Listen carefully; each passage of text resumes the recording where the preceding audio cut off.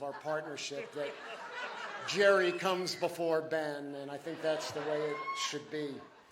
I have to give my standard disclaimer. Ben & Jerry's as a company does not support political candidates or political parties. However, Ben and Jerry do individually, and we are here supporting Bernie with ice cream. So, Ben and I have never campaigned for a presidential candidate before. And that's because there's never been anyone like Bernie before. He is completely unique.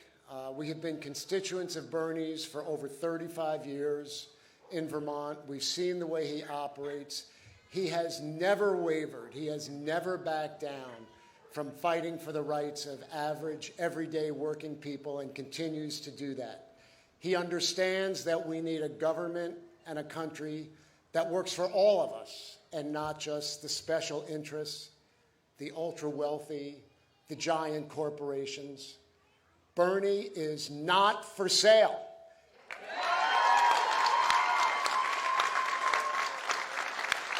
His campaign is powered by all of us with small contributions, and that is the way we're going to change our country. Ben and I could not be more thrilled to be here. We are all in for Bernie. Thank you guys so much.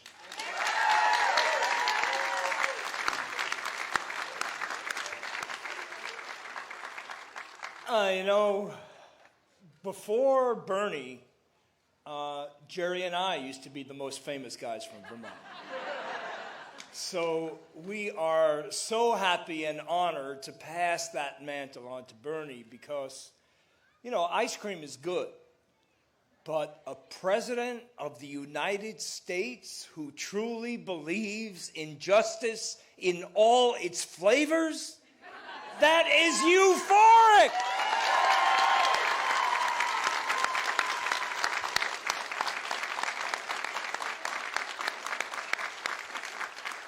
I got to tell you that, scooping ice cream for you guys, for me and Jerry, is the highest form of our ice cream art.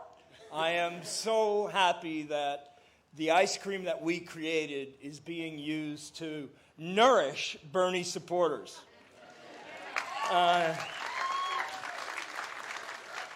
So I just want to give you a little rundown of some things that Bernie did, how I saw him as a constituent when he was in Burlington.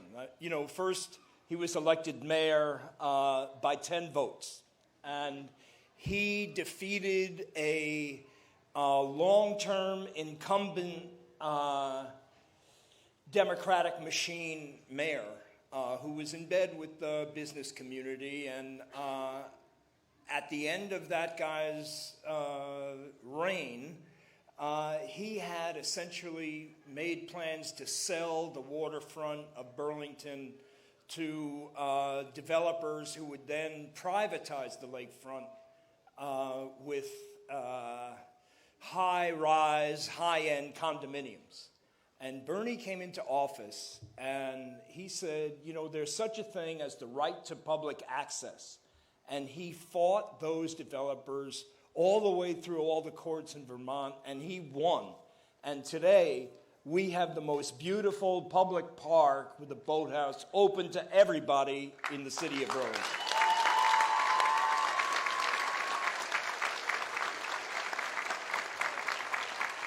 And then he became my congressman, and one of his first acts back then was to take a busload of women with breast cancer over the border into Canada so that they could buy the prescription medicines they needed at 1/10 the price.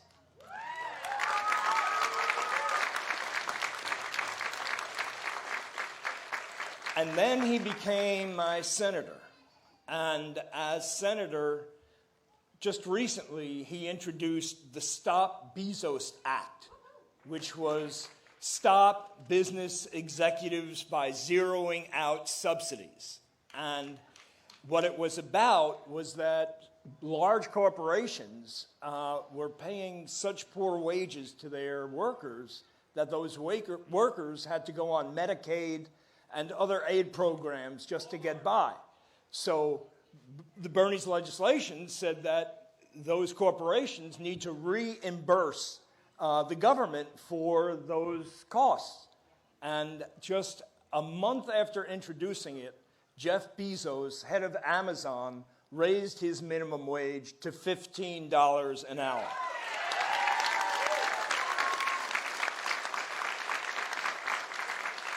And it was Bernie who brought Republicans and Democrats together to pass a resolution in Congress to get the U.S. out of the war in Yemen.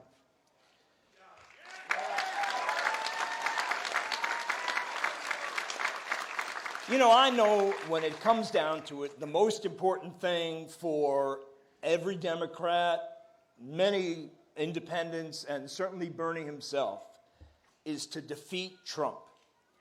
And the reality is that in poll after poll after poll, when they do these head-to-head matchups of what would happen if it was Bernie running against Trump, Bernie beats Trump. Yes. Bernie beats Trump. Bernie beats Trump. Bernie beats Trump. Bernie beats Trump. Bernie beats Trump. Yes. Let everybody know. And now I want to make a promise that when we all elect Bernie and Jerry and I become the ministers of ice cream, we promise a pint in every freezer, a sundae in every bowl.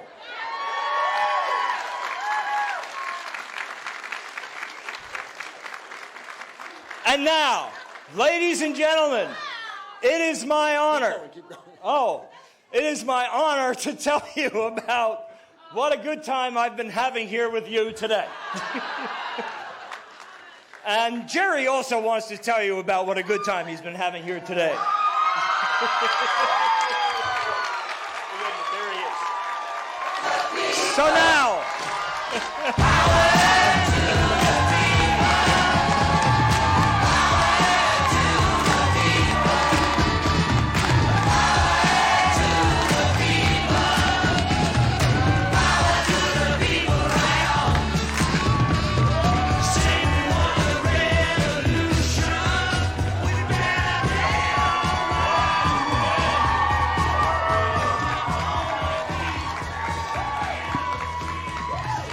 Dover, thank you. Whoa. Happy Labor Day, everybody. Let me thank the Kenny Brothers Band for their music. Let me thank Daniel Ponto for his remarks. And let me thank my friends of many years, Ben & Jerry's. You know, we've all gotten fat eating Ben & Jerry's ice cream, right? But I want to tell you a little bit about Ben & Jerry's, and that is not just that they produce the best ice cream in the country, not just that we are going to make them a new cabinet position. Who needs a Secretary of Defense when you can have a Secretary of Ice Cream, right? See, and Ben talked about a pint in every freezer. You were too modest. We're talking about world peace. We're talking a pint in every freezer around the world, right? Jobs in America, peace around the world. All right.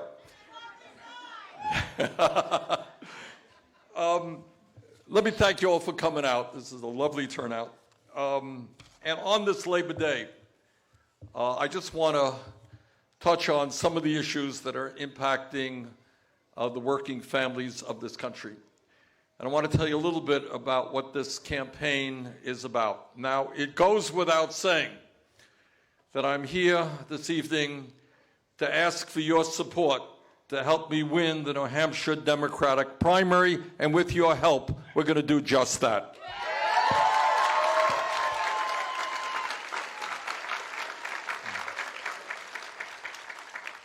And with your help and the help of people all over this country, we are going to win the Democratic nomination.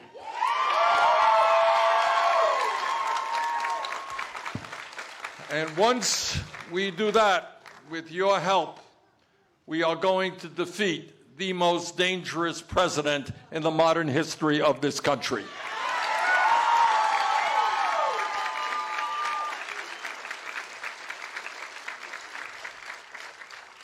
But this evening, I'm here to ask for more than that. I would not be running for president if it was only a question of defeating Donald Trump. We've got to do more than that. And what we have got to do is to transform this country and create a government and an economy that works for all of us and not just the 1%.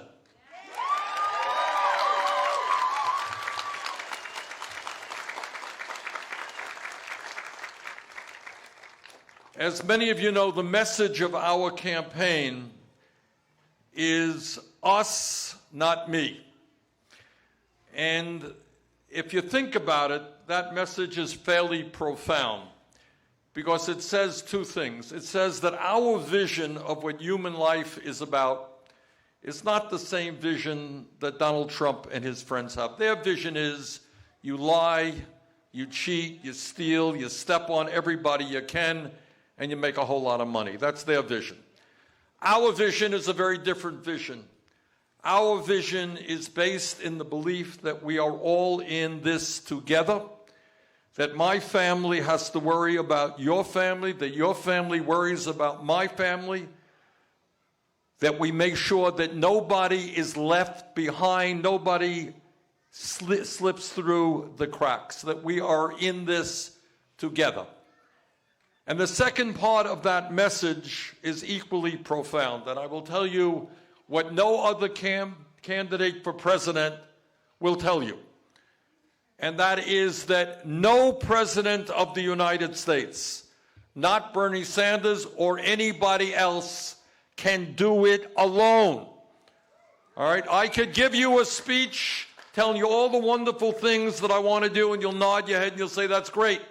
But it cannot be done unless millions of people stand up and are prepared to take on the greed and corruption of the corporate elite and their politicians in Washington.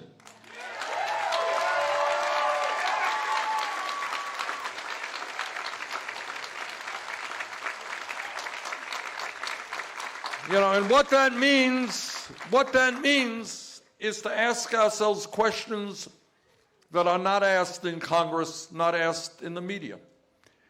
And how does it happen? Why does it happen that after all of the speeches, great speeches, all of the party platforms, all of the legislation, how does it happen that the average American worker today, despite 45 years of increased productivity and exploding technology, how does it happen that that average worker today is not earning, in real inflation accounted for dollars, one nickel more than he or she earned 45 years ago? All right, you got that?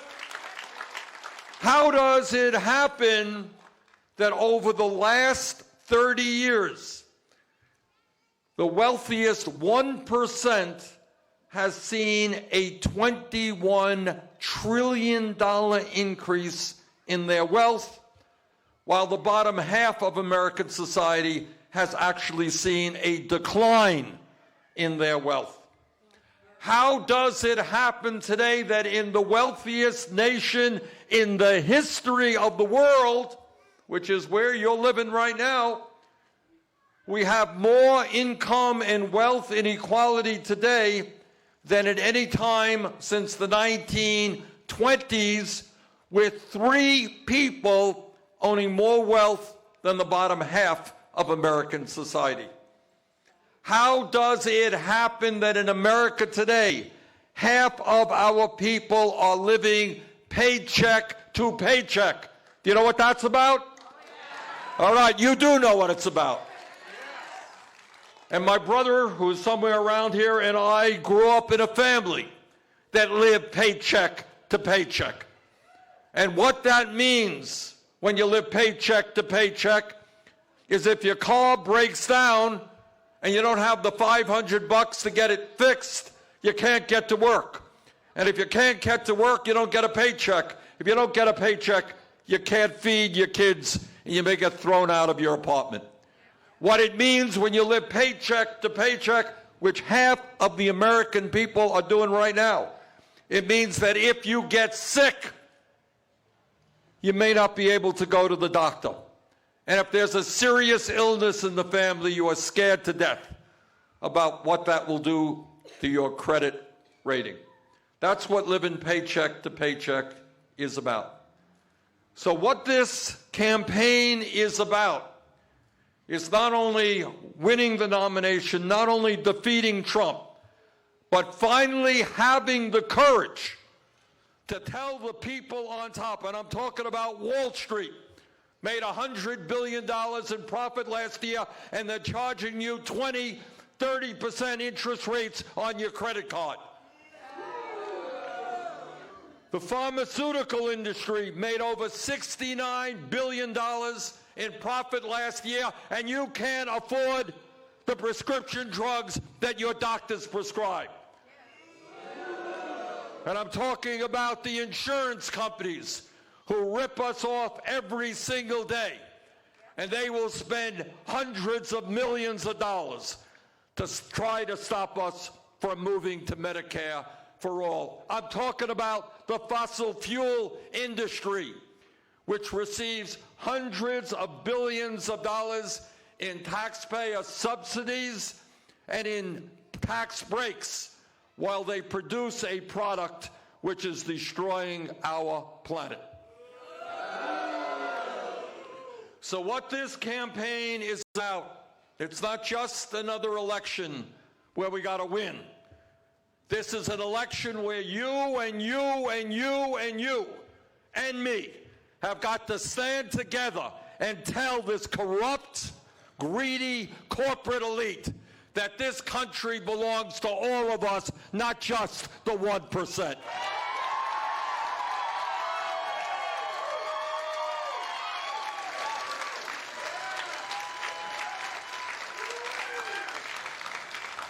And the first thing that we are going to tell them is that Trump and his friends may have given them over $1 trillion in tax breaks, but they better spend that money quick, because we're going to rescind those tax breaks as soon as we get into office.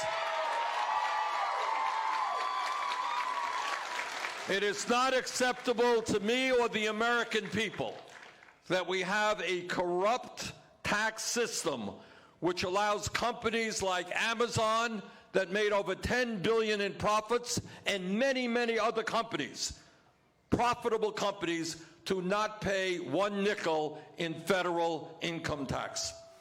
We are going to end that.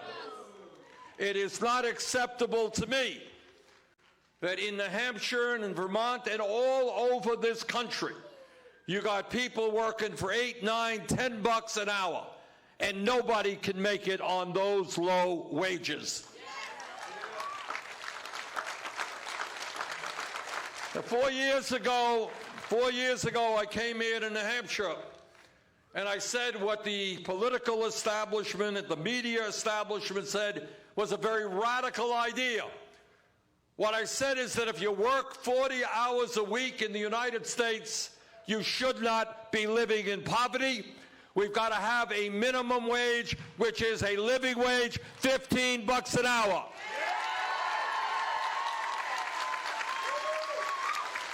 And 4 years ago, the establishment said, radical idea, it's not going to happen. Well, I'll tell you what's happening. In the last 4 years, 7 states in this country have passed legislation to raise their minimum wage to $15 an hour.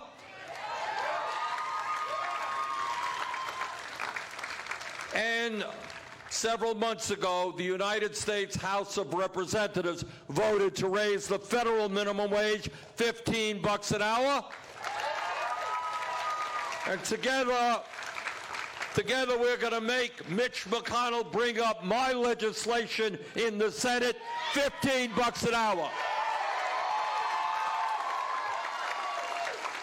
And when we pass a $15 an hour minimum wage in the Senate and the House, we'll see what the fraud in the White House does, whether he signs that bill or whether he vetoes it.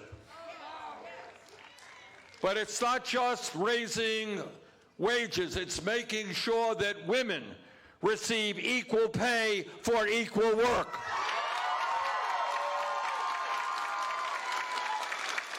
It's making sure that millions of workers who today want to join unions are able to do so, because we're going to pass legislation making it harder for corporations and employers to stop workers from joining unions.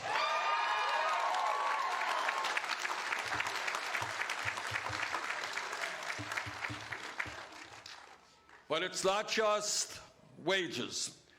What it is also is understanding that in this moment in American history, if our younger people are going to make it into the middle class, they need, regardless of their income, the ability to get a higher education, either in college or in a trade school.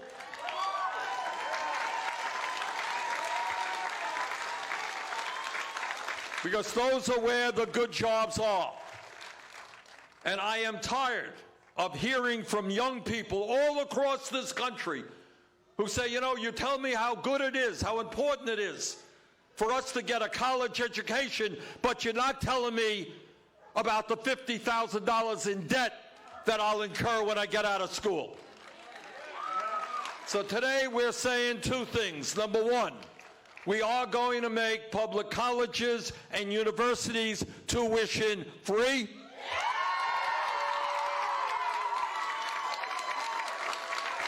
And we are going to cancel all student debt in this country.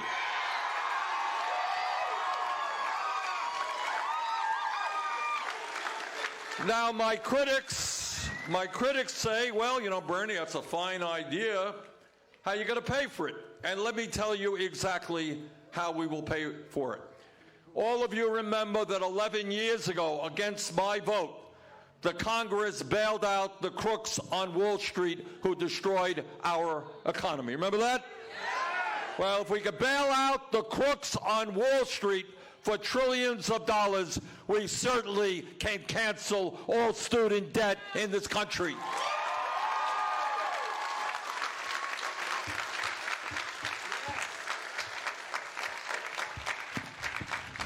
Now I want to touch on an issue where we have been winning a whole lot of support and changing the entire discussion. 4 years ago, when I came here to New Hampshire, by the way, before I go any further, thank you, New Hampshire, for the great support you gave us.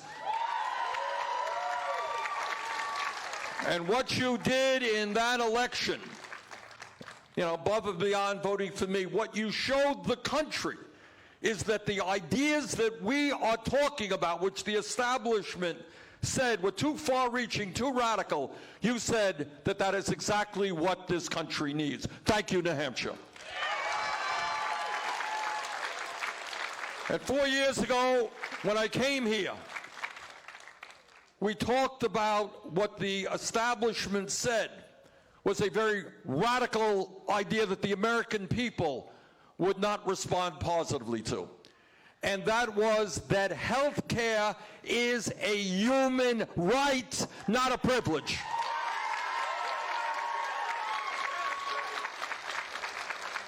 And that was that it is absurd that the United States of America, our great country, is the only major country on earth not to guarantee health care to all people as a human right. So I'm happy to tell you that over the last 4 years, what we have seen is more and more support for a Medicare for all single-payer system, and that is exactly what we are going to pass in our administration.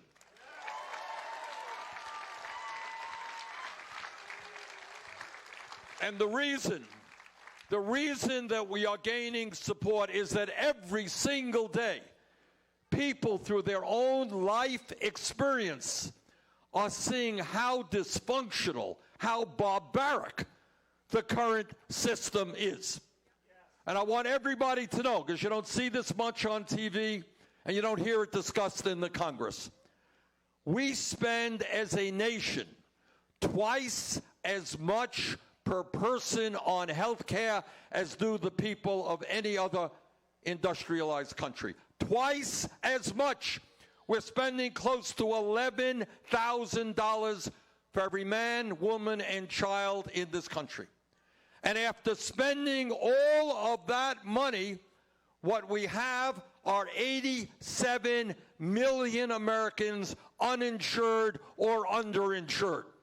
And I want to underline the word underinsured. Because a lot of politicians, they say, well, you got insurance, we're going to insure you. What they forget to say is that your insurance policy will cost you 10, 15, 20% of your income. What they will forget to tell you is there'll be a $3,000, $4,000, $5,000 deductible. What they forget to tell you is the cost of the prescription drugs you need will be unaffordable for you. That's the system we have. And the system that we have now is so crazy. I just read something in the paper today. And you can multiply the story 1,000 times over. All of you read about another horrible tragedy, gun mass shooting, this time in Odessa, Texas. And there was a piece in the paper, and I'll talk about gun safety in a minute, but there was a piece in the paper. One of the police officers who responded to the shooting put his life on the line to protect his fellow Americans. He was wounded. His family now had to put up on a website a GoFundMe to pay for his medical bills. This is a police officer shot in the line of duty protecting his fellow citizens, and his family had to do a GoFundMe. This is what is happening all over this country. We lose 30,000 people a year unnecessarily. You know why? Because they get sick and they don't go to the doctor when they should, because either they have no health insurance or they have a large deductible. And if you want to talk about more insanity within this current system, understand that 500,000 Americans every single year go bankrupt because they can't pay their medical bills.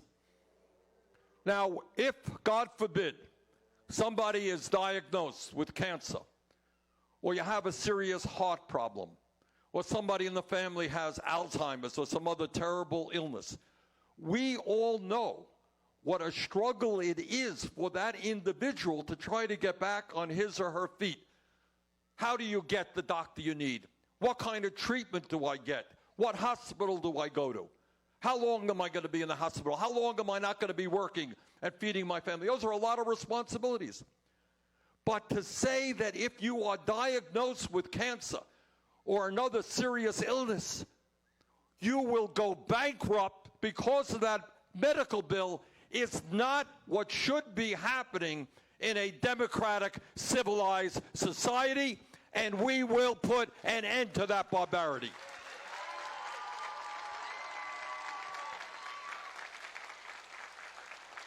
Now, in the midst of all of that,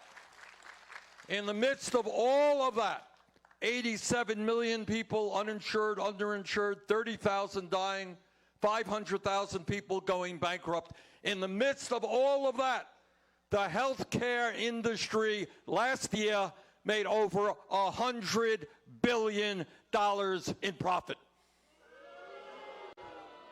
So we are here to say as loudly and clearly as we can the function of a rational healthcare system. This is not pie in the sky. This is not an idea that came out of my head. This is what goes on in virtually every other major country on earth. If you go to Canada and you have a heart transplant, do you know how much it costs when you get out of the hospital? Zero. You know how much it costs when you go into a doctor? Zero. You don't take out your wallet. And what they do in Canada and they do all over the world, they pay for health care out of their tax base in a progressive way, which is what we have got to do. So our message, and by the way, when we do that in this country, the overwhelming majority of the American people, everybody except maybe the very, very wealthy, will be paying less for the health care that they need, the comprehensive health care that they need, than they are currently paying. Because you're not going to have to pay any more premiums. How much are people paying in premiums a month? Who wants to tell me? What are you paying? How much? What are you paying? $300 a month? What kind of deductible do you have? $3,000. All right. So that's $3,600 plus $3,000. That's $6,600 before you even get to have your insurance kick in. Anybody else want to? What are you paying? Anybody? What kind of deductibles do people have? $1,800 a month. $1,800 a month in premiums, $4,000 or $5,000 deductible. How big is your family? 4 people. That's what I'm talking about. You are paying for health care. All right? All right. And by the way, the business is with you. You know, if you have employer-sponsored health care, your employer is paying an arm and a leg. So we are going to put an end to that. The insurance companies somehow think that premiums are great, taxes are terrible. All right, we're going to put an end to that, and for the overwhelming majority of the American people, we're going to be funding health care through our tax base in a progressive way. And what does it mean? It means no more premiums, no more deductibles, no more copayments. Not a radical idea. It's exactly what exists in Canada and in other countries. It means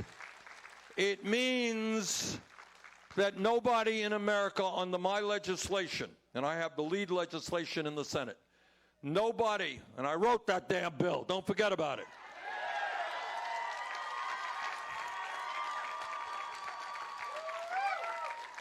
Nobody in America pays more than $200 a year for prescription drugs because we are going to stop the pharmaceutical industry, which is such a greedy and corrupt entity, you cannot believe it, all right?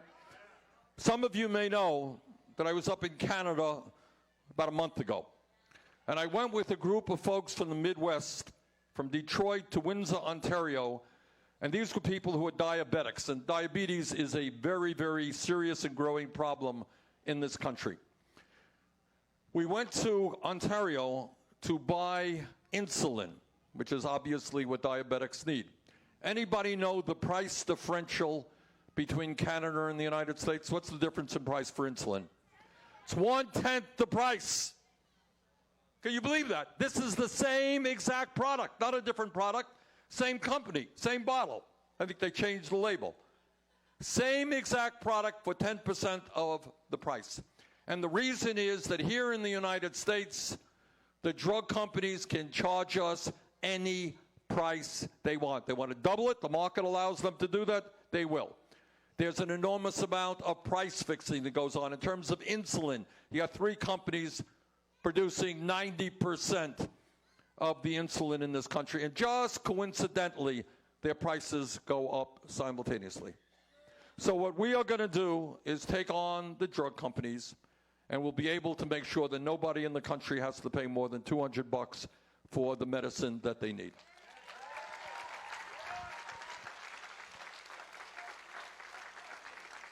And the way we do it, you know, I've been attacked by Democrats and Republicans. Bernie wants to disrupt the healthcare system. Quite the contrary. All that we are doing, 2 things. We are going to expand. Medicare right now is the most popular health care program in America. But it's not perfect. We're going to expand it to include dental care, hearing aids, and eyeglasses. And then in the first year, right now, to be eligible for Medicare, you got to be 65. What we do is over a 4-year period, we go from 65 down to 55 in year 1, down to 45 in year 2, down to 35 in year 3, and we cover every man, woman, and child in the country in the 4th year. That's it. Ain't more radical than that. So if you're looking at a simple way to provide health care for all, that is the way to do it. Free choice with regard to any doctor you want to go to, any hospital you want to go to, as is the case in Canada. That's your choice. So we are gaining on this issue. Our opposition, obviously, will come from the drug companies and the pharmaceutical industries. Now, I don't know, are they already running ads here in New Hampshire? They are? Okay, well, they're going to spend a fortune. And understand when you see these ads that will tell you how terrible Medicare for All is, understand who is paying for those ads. That is the drug companies and the insurance companies who made $100 billion in profits. And they could care less whether you could afford health care or not. All that's important to them is they continue to make these huge profits. Well, we got bad news for them. Whether they like it or not, with all of their money, we will pass a Medicare for All single-payer program.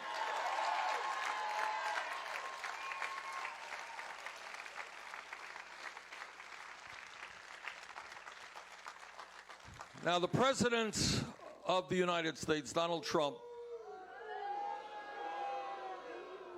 who has told us repeatedly that he really knows a lot about the environment, and is actually, if you ask him, he will tell you a genius.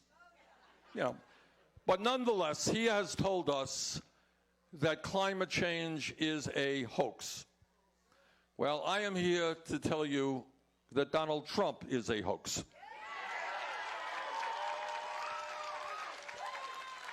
And I'm here to tell you that the scientific community is 100%, virtually unanimously, telling us climate change is real, climate change is caused by human activity, climate change is already doing devastating harm to this country and countries all over the world.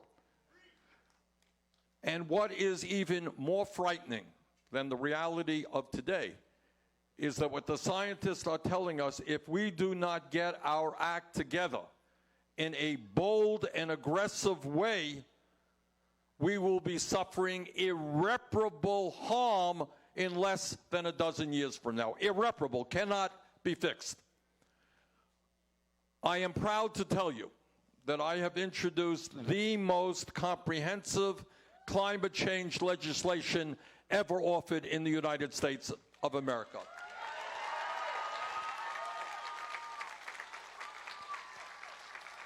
And this is legislation that will transform our energy system boldly away from fossil fuel to energy efficiency and sustainable energy, and will allow us to lead the world, because this is not an American issue, it's a global issue. Allow us to lead the world in transforming our planet's energy system.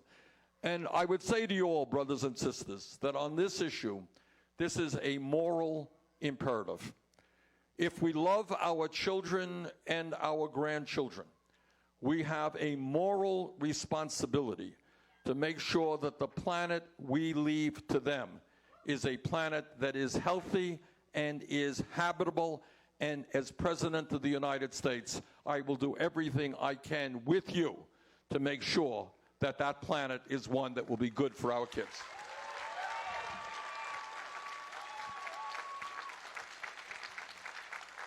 Let me just say another word on an issue that again, is on all of our minds, because we read in the papers and see on TV what's happened now in Texas.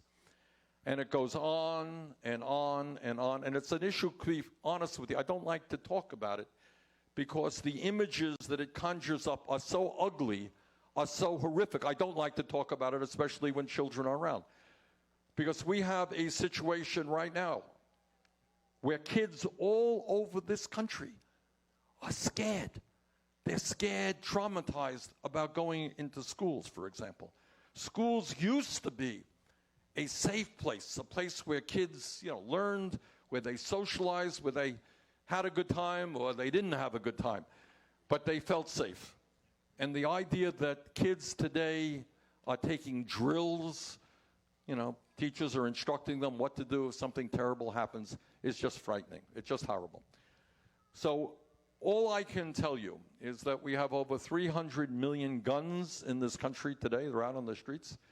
We have over 10 million assault weapons that are out on the streets. And anybody who tells you that they have a magical solution to this crisis is not telling you the truth. But on the other hand, we have an obligation to do everything possible, everything we possibly can to make sure that our children and our communities are safe. And on this issue, here is the truth.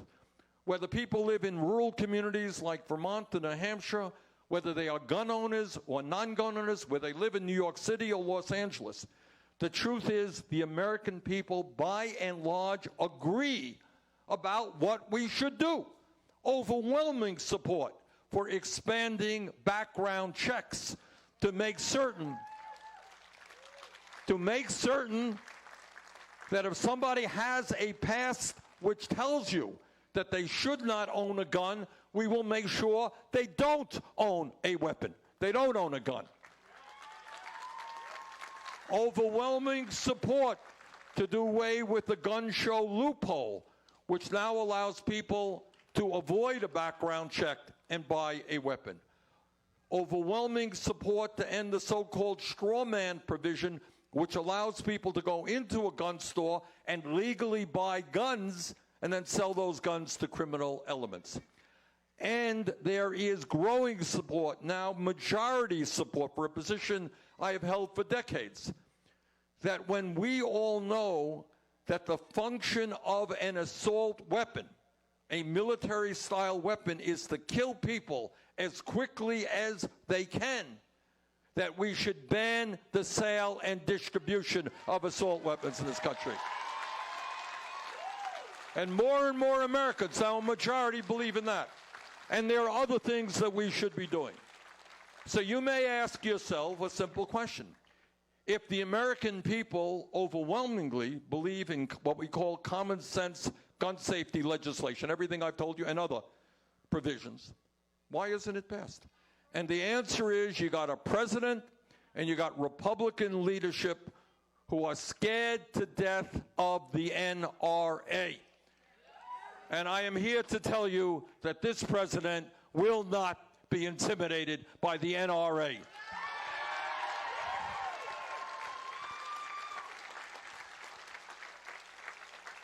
One other issue out there that I want to mention, a lot of issues, but I just want to mention one more. You know, we hear many of our conservative politicians go forward and they say, you know what, we hate big government. Get the government off the backs of the American people. Deregulate this, deregulate that. We hate government. Except when it comes to telling a woman what she can do with her own body.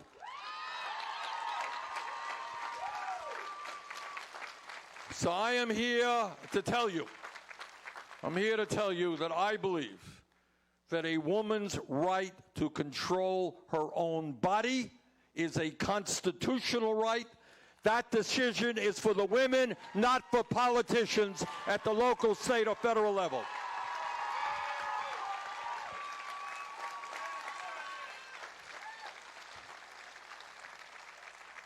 So I just want to thank you all so much for coming out this evening and to tell you what you already know, that we are living in an incredibly dangerous and unprecedented moment in American history. The challenges out there are enormous.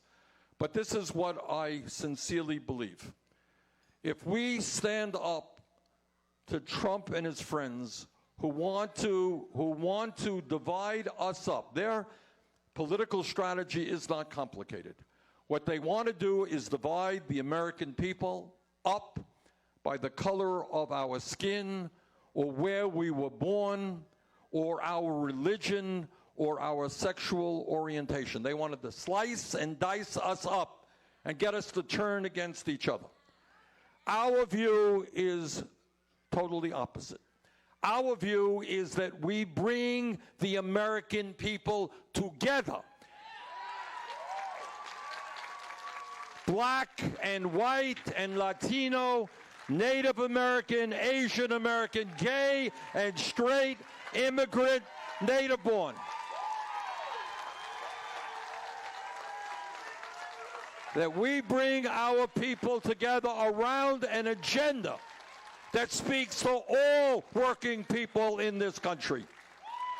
Now, at the end of the day, let me tell you, because I deal with this stuff every day. I'm a United States Senator and I deal with this.